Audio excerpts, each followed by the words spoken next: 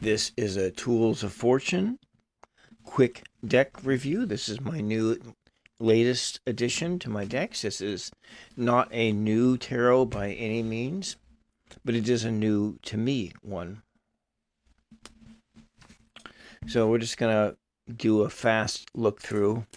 Now this is the Giant edition, where the art was all done by Pamela Coleman Smith under the direction of Arthur Edward Waite. And if you didn't know, Arthur Edward Waite was a Christian mystic.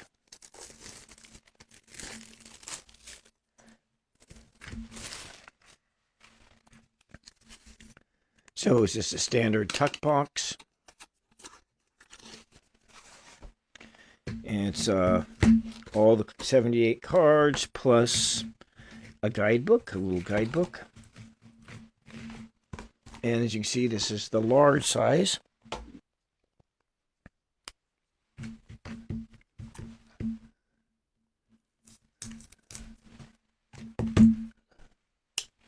All right, let's just go take a look-see.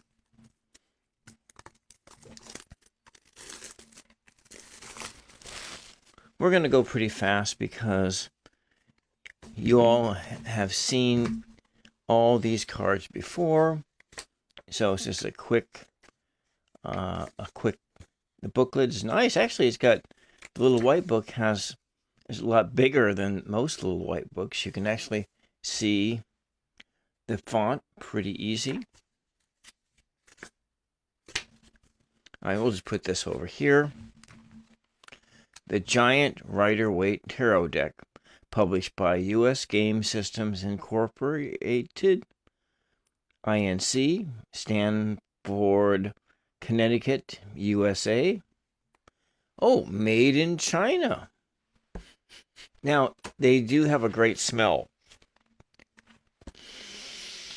Not a toxic smell, so I kind of like that. I appreciate the fact that it does not have a toxic smell. So we can look at, they are just easy to see cards.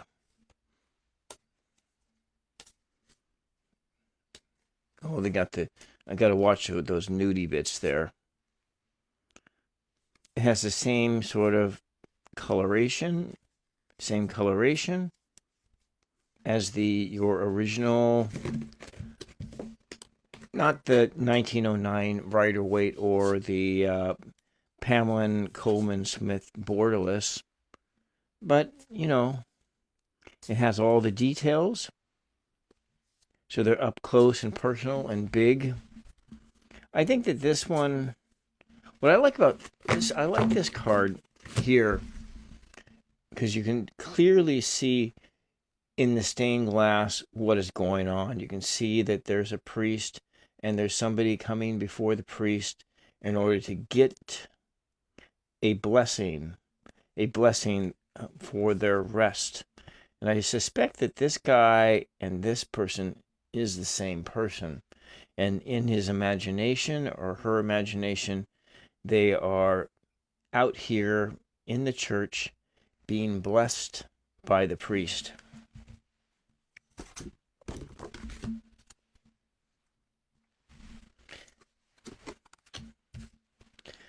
So when I first started collecting tarots, I got nothing but the pocket size. But here you can really see all the details and so forth in the back. So when Pamela wrote her deck, when they wrote the deck, they obviously painted these things really big. And then big became small, maybe. I don't know. The different drafts, and then see on this card, on the Nine of Swords, you can see that there's like a fighting scene that's going on here. This guy in the bed here is this guy here being impaled by a sword or being hurt there.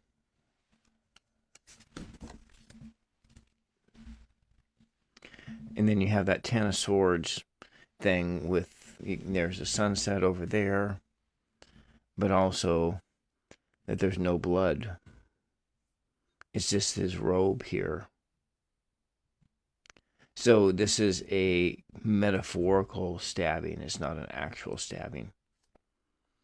No one was hurt in the stabbing here of these 9-10 swords. You see that tree more clearly.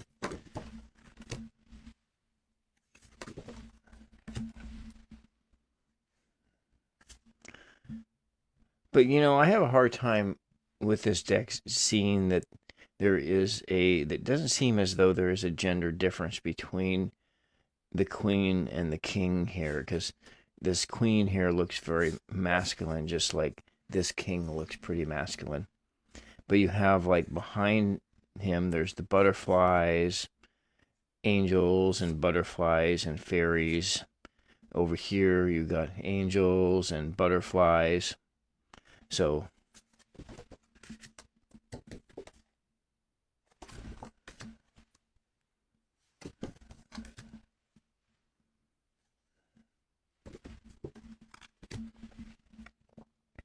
and then your 2 of wands.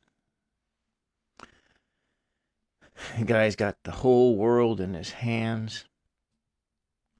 One of the wands bolted to the foundation and the other one free. And here he has cast his lot out into the sea, and he waits. And the sun is high in the sky, illuminated in that yellow, and they wait for their ship to come in. And here the ship has come in, and they're having a celebration here. Now the celebration has turned into a brawl, and everyone is fighting amongst each other in a fit of chaos. But somebody comes out triumphantly with his staff held high and the wreath, the triumphant conqueror coming back home. And now they're on the defense again, defending what they have. And you're in the 8 of wands, going in a specific direction.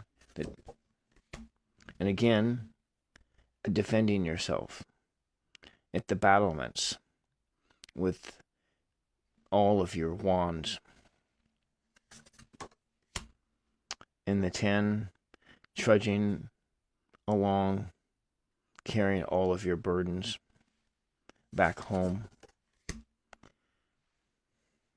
You have the page of wands, just gazing at your inspiration, that this one staff granting you that power. The Knight of Wands charging into battle. And here we have the queen. Now this queen does look feminine, whereas the king and queen of swords, they did not. There was like the gender, it looked exactly the same. You have the cat, the sunflowers, and we have this here, the detail here. These lions dancing, duking it out. Yeah, lions. And lions again. So yeah, you can see a lot more in the bigger cards. These would be perfect for in-person tarot readings. Everybody can see exactly what is going on in the pictures. And here, then, a lot of times the smaller or the more standard size, these with the line work and everything, it looks pretty muddy. It still kind of looks muddy, but it's not as bad. The lines are all spread out. And we have the celebration of the cups. And this is me a lot of the times.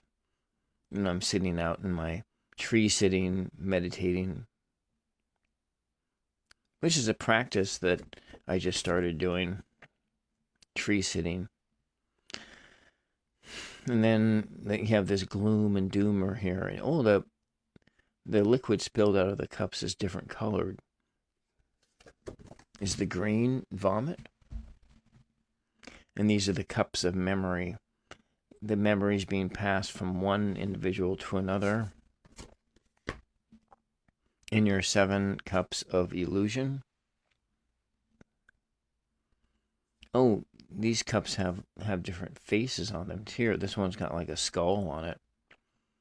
So one of the cups is a cup of death, of transformation, of baubles of riches. Oh, it looks like there's like a side-eye glance in this one. Can you see that? I didn't see that, and it's got a little glance. They're getting a side-eye looking over here at this one, at this skull. And then we got the 8 of cups, and that sun moon has a side eye glance too. You get that 9 of cups, fat and happy with all your possessions. But here, in this place, it's a place of celebration. You're not hanging on to that which you have. You're sharing with others and having a good time. We have the Page of Cups. So he's got all these roses on a field of on his tunic. How many are there? There's like 1, 2, 3, 4, 5, 6, 7, 8, 9, 10, 11, 12, 13, 12 or 13, maybe 14. So maybe, I'm sure they have some significance there, cosmological significance of how many, and what do we have of the fishes? We have 1, 2, 3, maybe 4 fishes on the armor there. And then what we have, there is a gender difference here, it seems, between the king and the queen. Definite masculine look. This one, well, maybe. But you know, a lot of times when people get older, the differences start to erase between what a male face and a female face looks like. Not in all cases, but in many cases that seems to be the truth, especially when you become elderly. But you know, you can't really tell from their clothes, not necessarily if this is a man or a woman, and is this a man or a woman over here. So that the figures are kind of gender neutral. And so the king is on this throne out in the middle of the sea, and the waves tossed and turned, and so you are this island of calm in a sea of turmoil and chaos. We have our Ace of Pentacles and all the flowers, and then you go through this gate, and it's a different world on the other side. Your 2 Pentacles. We have the topsy-turvy sea. Behind you, you are juggling, and you're standing on one foot, and you're just about ready to fall over.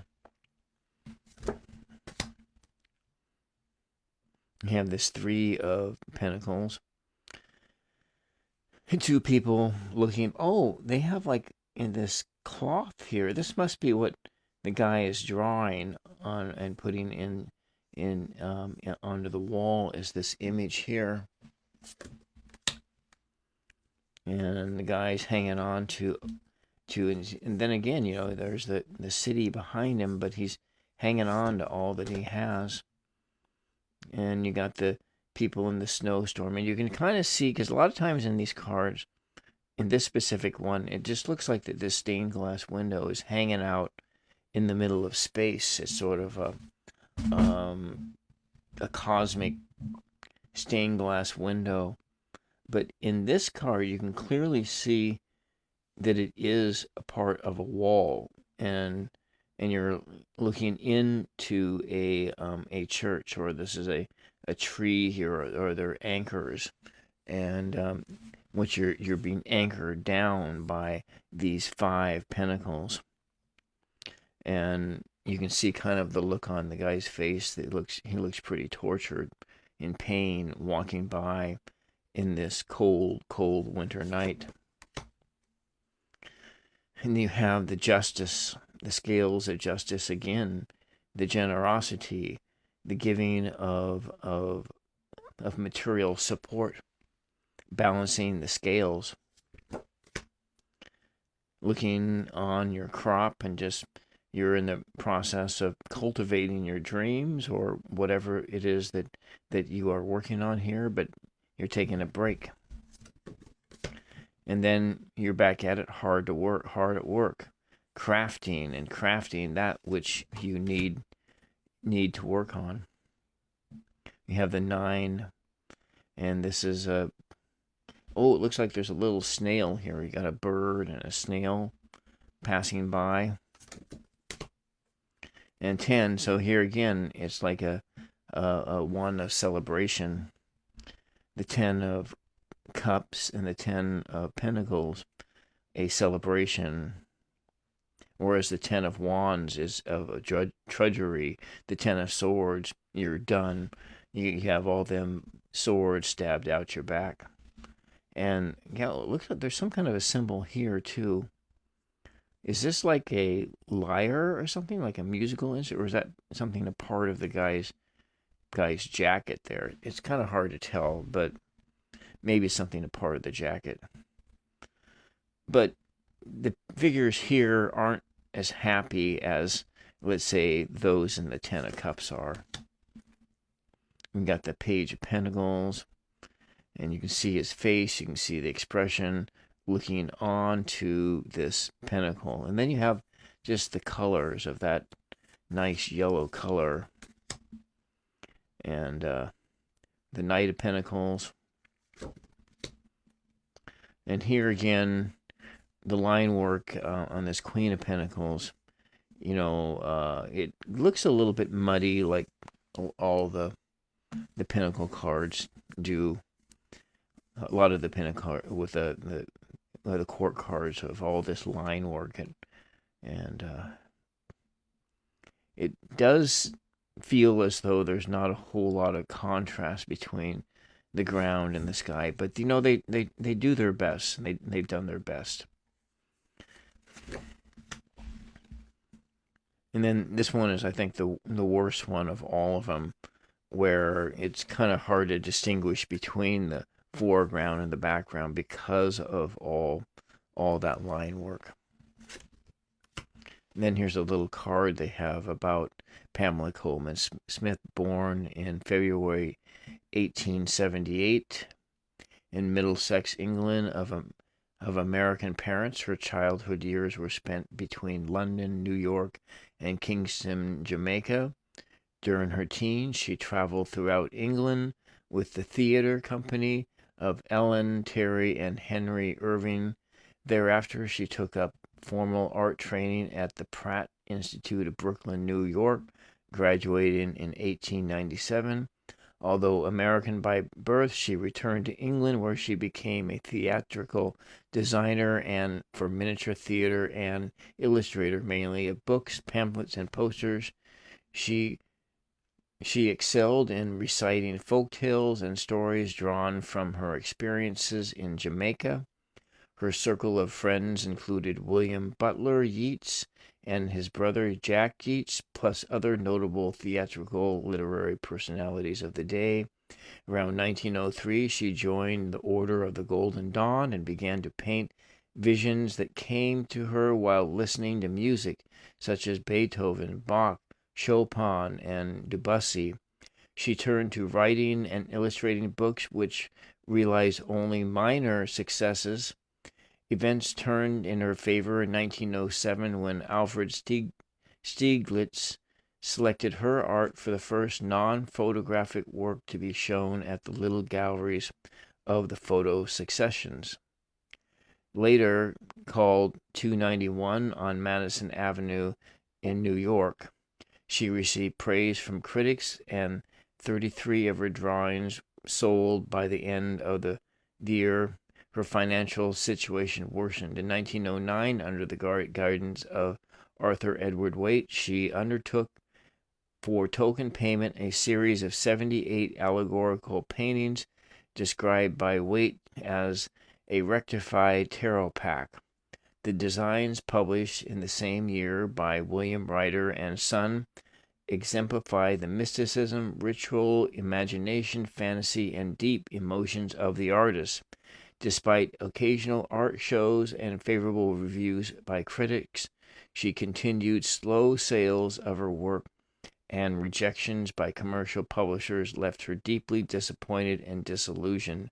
She wrote and published a poem, Alone, which provides insight to her isolation and despair.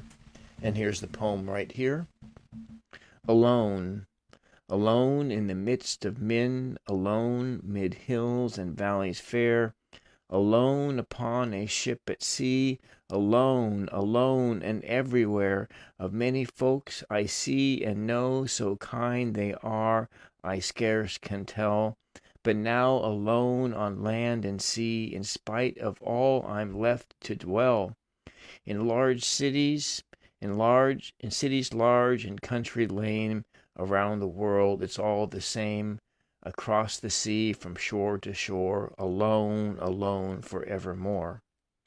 And so it goes on from there. That's a little brief biography of Pamela Coleman Smith, born February 16th, 1878. My great-grandmother, who was a fortune teller, was born in 1890. And so there it is, a giant tarot deck of cards. Maybe we can just see at random which one will pop out. This one here, Ace of Pentacles, and that is of a good card of inspirations and so forth. So you are my inspiration to all people who come and ask questions in my lives. Material aspirations of the body come to us like a hand coming out of the sky. Well, there you have it. Thank you, and until the next time, bye-bye.